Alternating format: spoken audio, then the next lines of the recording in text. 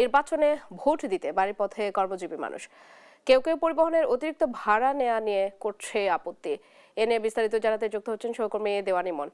ইমন, vote দিতে বাড়িতে ফিরছেন নাগরিকরা, অতিরিক্ত ভাড়া নিয়ে কি বলছেন তারা, জানাবেন।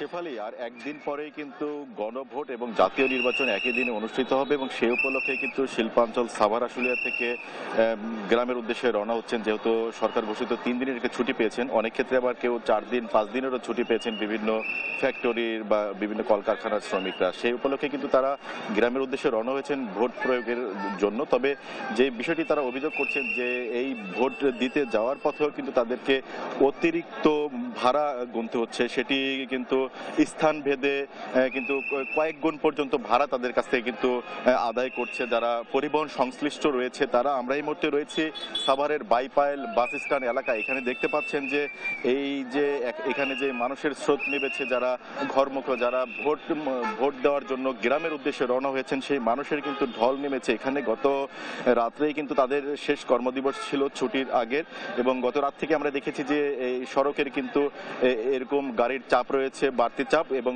বাড়তি চাপের সাথে সাথেই কিন্তু যারা পরিবহন সংশ্লিষ্ট ব্যক্তিরা রয়েছেন তারা কিন্তু ভাড়া কয়েক গুণে বাড়িয়ে দিয়েছেন। যাত্রীরা যেটি বলছেন যে এবার কিন্তু তারা স্বতঃস্ফূর্তভাবে ভোট দেওয়ার উদ্দেশ্যে গ্রামে রওনা হচ্ছেন, এবং এই ভোটাধিকার প্রয়োগ করতে যাবার ক্ষেত্রেও যে ধরনের তাদের বিড়ম্বনায় পোহাতে হচ্ছে সেটিতে নজরদারি করার মতো কিন্তু প্রশাসনের পক্ষ থেকে তেমন কিন্তু তারা কাউকে দেখছে না। যেখানে 500 টাকার ভাড়া, সেখানে ভাড়া হাঁকা হচ্ছে কোথাও কোথাও 1000, 1200, 1500 টাকা পর্যন্ত। আমরা দেখেছি যে কয়েকটি স্থানে কিন্তু বিশৃঙ্খল ঘটনাও ঘটেছে।